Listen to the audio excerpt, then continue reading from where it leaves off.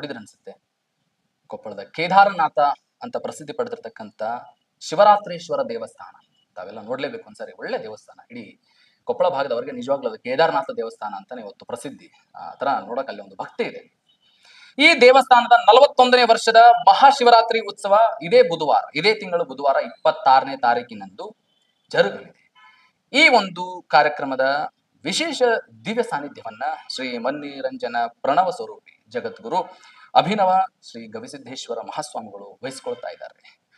ಅಂದು ಅಂದ್ರೆ ಮಹಾಶಿವರಾತ್ರಿ ಉತ್ಸವದಲ್ಲಿ ನಡೀತಕ್ಕಂಥ ಕಾರ್ಯಕ್ರಮಗಳ ವಿವರ ಹಿಂಗಿದೆ. ಏನಂತಂದ್ರೆ, ಶಿವರಾತ್ರೇಶ್ವರನ ಉತ್ಸವ ಮೂರ್ತಿಯನ್ನ ಮಧ್ಯಾಹ್ನ 3 ಗಂಟೆಗೆ ಸಕಲ ಮಂಗಳ ವಾದ್ಯಗಳೊಂದಿಗೆ ನಗರದ ಶ್ರೀ ಮಹೇಶ್ವರ ದೇವಸ್ಥಾನ ಕೋಟೆ ರಸ್ತೆಯಿಂದ ಮಿಟ್ಟಿಕೇರಿ ಮಾರ್ಗವಾಗಿ ಶಿವರಾತ್ರೇಶ್ವರ ದೇವಸ್ಥಾನ ತಲುಪಲಿದೆ. ತುಲಾಭಾರ ಸೇವೆ ಇರುತ್ತೆ. ಜೊತೆಗೆ 5 ಗಂಟೆಯಿಂದ ಸದ್ಭಕ್ತರು ಇದನ್ನ ಸದುಪಯೋಗ ಪಡಿಸ್ಕೋಬೇಕು ಅಂತ ಮನವಿ ಮಾಡ್ಕೊಳ್ತಾ ಇದ್ದಾರೆ.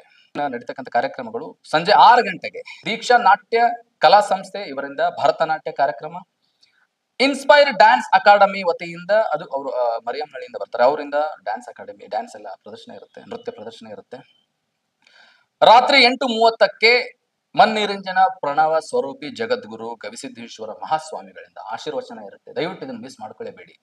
ಗವಿಸಿದ್ದೇಶ್ವರ ಸ್ವಾಮಿಗಳ ಆಶೀರ್ವಚನ ಅಂತಂದ್ರೆ ಇವತ್ತು ಜಗತ್ತೇ ಕುತ್ಕೊಂಡು ಕೇಳ್ತಾ ಇದೆ. ನಿಜವಾಗ್ಲೂ ಇದು ಒಂದು ಭಾಗ್ಯ. ಹಾಗೆ ರಾತ್ರಿ 11:30ಕ್ಕೆ ಮದ್ದು ಸುಡುವ ಕಾರ್ಯಕ್ರಮ ಇದೆ.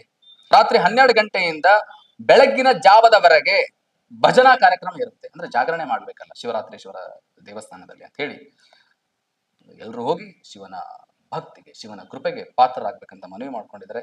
ಅನ್ನ ಸಂತರ್ಪಣೆ ಇರುತ್ತೆ. ಜೊತೆಗೆ ಈ ದೇವಸ್ಥಾನದ ಗೌರವ ಸದಸ್ಯರಾಗಿರ್ತಕ್ಕಂಥ ಅಂದಣ್ಣ ಅಗಡಿ ಅವರು, ಎಸ್.ವಿ. ಮುಧೋಳ್, ಬಸವರಾಜ್ ಕಣವಿ, ಸತೀಶ್ ಕೊತ್ತಬಾಳ್, ರಾಜು ಶೆಟ್ಟರ್, ಗುರುರಾಜ್ ದೇವರಂಗಡಿ ಈ ತರದ ಪ್ರತಿಯೊಬ್ಬರು ಹಿರಿಯರು ಸ್ವಹಿತಾಸಕ್ತಿಯಿಂದ ಭಕ್ತಿ ಭಾವೈಕ್ಯತೆಯಿಂದ ಈ ಒಂದು ಶಿವರಾತ್ರೇಶ್ವರ ದೇವಸ್ಥಾನ ಸಮಿತಿಯಿಂದ ಮನವಿ ಮಾಡ್ಕೊಂಡಿದ್ದಾರೆ. ಹುಲಿಕೆರೆ ಬಲದಂಡೆಯಲ್ಲಿ ಬರ್ತಕ್ಕಂಥ ಈ ದೇವಸ್ಥಾನ ಒಂದ್ಸರಿ ಭೇಟಿ ಕೊಡಿ. ಶಿವರಾತ್ರೇಶ್ವರ ಅಂಗವಾಗಿ ಆತನ ಕೃಪೆಗೆ ಪಾತ್ರರಾಗಿ ಅಂತ ಮನವಿ ಮಾಡ್ಕೊಂಡಿದ್ದಾರೆ.